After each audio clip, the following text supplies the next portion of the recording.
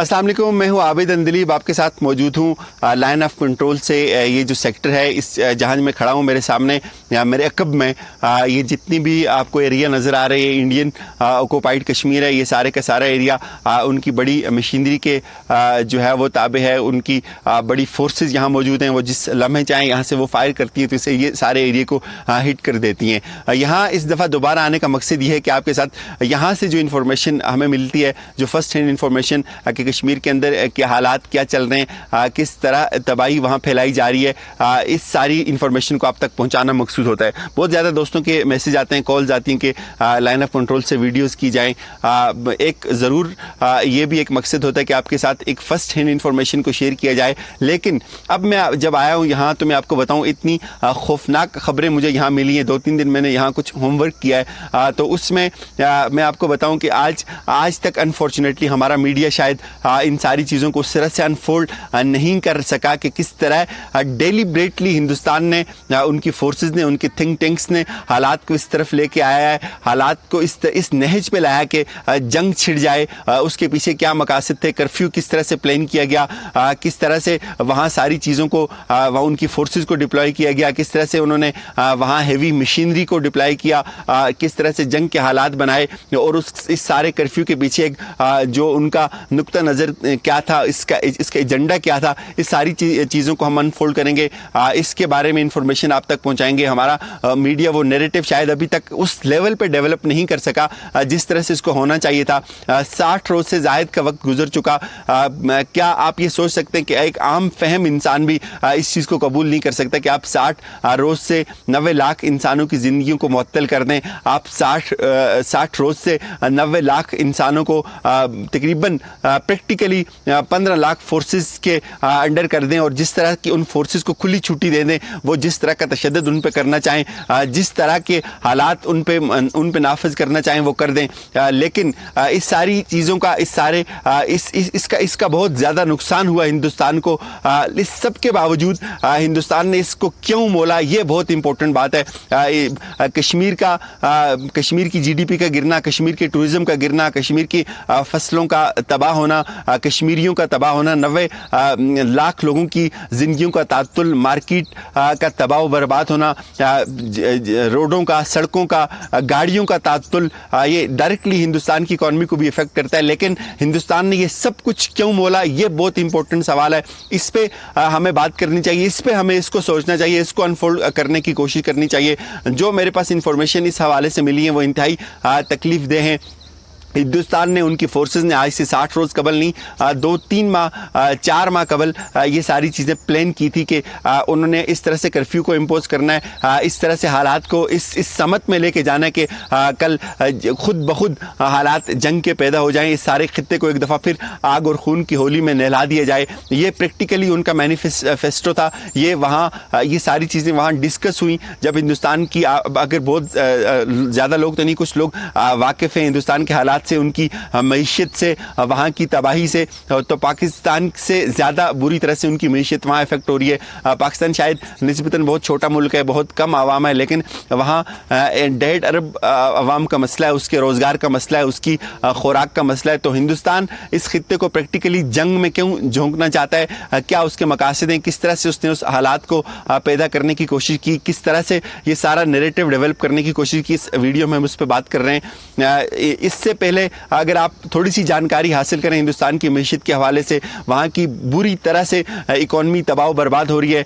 आज तक मोदी ने एक कौम को एक मस्नूई तनफ़ुस से ज़िंदा रखा हुआ था। जहाँ जहाँ मोदी जाता था वो झूठ बोलता था कि मैंने GDP में इजाफा कर दिया, मैंने रेमिटेंसेस में इजाफा कर दिया। प्रैक्टिकली हालात ये हैं कि बहुत बड़ी बड़ी कंपनीज़ अपना सारा जो है वो सिस्टम, सारा ज़माम कार वहाँ से रेप अप करके छोड़ के जा रही हैं। 27 फरवरी अभी हाल ही में, आपको याद होगा, किसको भूला है वो, कि हिंदुस्तान ने कहा था कि हमने पाकिस्तान के F-16 को भी गिराया और हमारा कोई त्यारा नहीं गिरा। आज वो खुद इस बात को एडमिट कर रहे हैं कि हमने खुद बम मारा था, हमने खुद अपना त्यारा गिराया था। तो ये जितना मुस्नी तनफ़ुस था, मुस्नी बुखार था, वो ये आस्ता आस्ता उतर रहा है। अब कौम सवाल कर रही है कि अब हमें जॉब्स चाहिए, कौम सवाल कर रही है कि हमें रोज़गार चाहिए, कौम सवाल कर रही है कि हमें खुराक चाहिए। गुर्बत जो बुनियादी मसला था, जो बेरोज़गारी बुनियादी मसला था, उसको उलझाने के लिए اس کا کوئی الٹرنیٹ نہیں تھا. یہ ساری کی ساری چیزیں قوم کو ایک دوسرے مکالمے میں ڈال دیا, ورنہ کوئی ایک ذی شعور انسان, ایک نارمل, ایک عام فہم والا انسان بھی کبھی بھی اس خطرے کو نہیں مول سکتا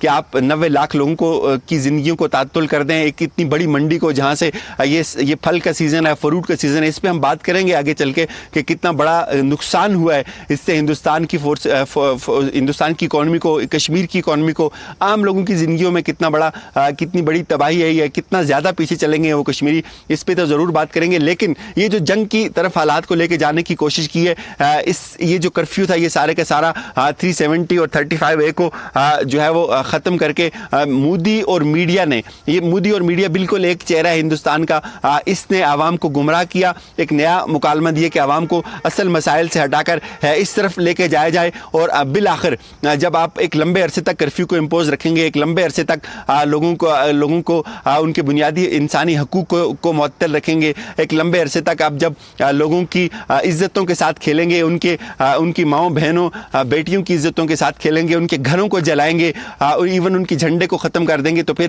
حالات جنگ کی طرف جائیں گے. پھر اس کی واضح ایک دلیل ہے کہ اس کا رد عمل آئے گا.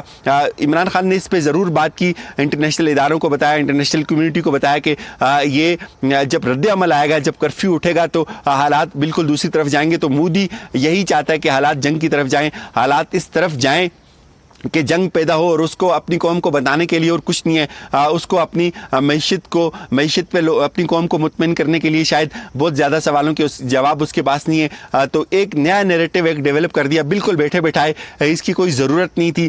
کوئی ذی شعور انسان اس بات کو نہیں سوچ سکتا کہ آپ نے ایک لمحے میں اتنی بڑی تباہی مول لی اور اس کے نتائج سے آپ بے خبر ہوں, یہ ممکن نہیں ہے. تو ہندوستان کی ساری خواہش تھی, ان کی یہ پورے کا پورا جو پلان تھا اس لیے کیا گیا, ایک لمبے عرصے تک آپ کرفیو امپوز رکھیں گے, ایک لمبے عرصے تک انسانوں کو ٹارچر کریں گے, ایک لمبے عرصے تک ان کی بنیادی انسانی حقوق کا کھلواڑ کرتے رہیں گے, ان کی عزتوں کو تار کریں گے. تو ڈیفینیٹلی اس کا جب رد عمل آئے گا تو وہ پھر اسی صورت میں آئے گا. اب وہاں کشمیر کے اندر شدید نفرت ہے ہندوستان کے بارے میں, شدید طرح کا رد عمل پایا جا رہا ہے. یہ الگ بات ہے کہ لوگوں کے پاس اسلحہ نہیں ہے, یہ الگ بات ہے کہ لوگ نہتے ہیں, ان کے پاس لڑنے کے لیے صرف پتھر ہیں, ان کے پاس لڑنے کے لیے غلیل ہے, ان کے پاس لڑنے کے لیے تلوار ہے, لیکن اس کے باوجود بھی ان کا حوصلہ ایک لمحے کے لیے بھی نہیں ٹوٹا.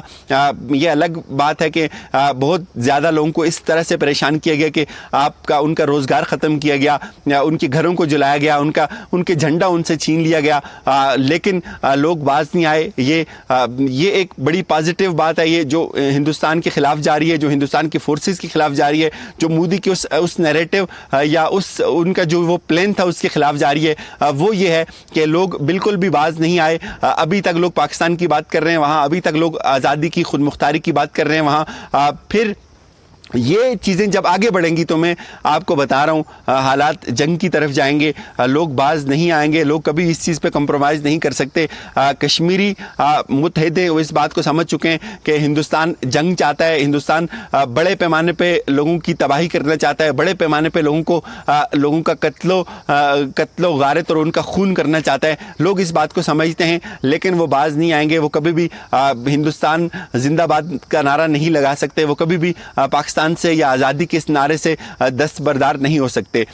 اس کرفیو کو انہوں نے آگے لے کے جانا ہے. یہ کرفیو ابھی ختم نہیں ہو رہا. بری خبر یہ ہے انسانی حقوق کی پامالی کا یہ سلسلہ یہاں نہیں رک رہا. ان کی فورسز دن بدن, ان کے نئے نئے مقاصد, ان کے نئے نئے عزائم سامنے آ رہے ہیں. انہوں نے اس کو آگے لے کے جانا ہے, جتنا ہو سکے اس کرفیو کو آگے بڑھانا ہے, تاکہ ایک وقت آئے کہ رد عمل آئے. جب رد عمل آئے گا تو وہ پھر اس صورت میں آئے گا کہ حالات جنگ کی طرف جائیں گے. اس کو ہندوستان ٹیررزم کا ایک جو ہے وہ نیا لیبل لگانے کی کوشش کرے گا, لیکن انفارچونیٹلی کشمیریوں کے لیے حالات کسی طرح سے بھی سازگار نہیں ہیں.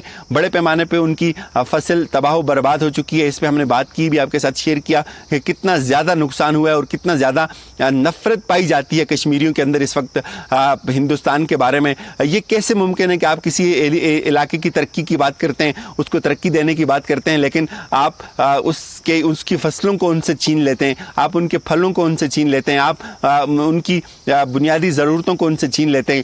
ایک بچہ اس وقت دودھ کے لیے مر رہا ہے، بزرگ دوائیاں نہ ہونے کی سبب مر رہے ہیں، لیکن آپ یہ بات کریں کہ ہم نے کشمیر کو ہندوستان کے ساتھ ملا کے اس کو ایک ترقی دینی ہے، یہ جھوٹ ہے۔ ایسا بالکل کچھ بھی نہیں ہے۔ ایک بڑے پیمانے پہ تباہی کا جو پلان ہے وہ چل رہا ہے، اس کے اوپر کام ہو رہا ہے، اور اس کی جو پریکٹیکل مینیفیسٹیشن ہے وہ دن بدن آپ کے سامنے آ رہی ہے۔ کرفیو ختم نہیں ہو رہا، مودی کی جتنے بھی جھوٹ ہیں یہ آہستہ آہستہ ہم آپ کو بتائیں گے، بے نقاب کریں گے۔ فی الحال میری طرف سے ہی کچھ، اپنا خیال رکھیے گا۔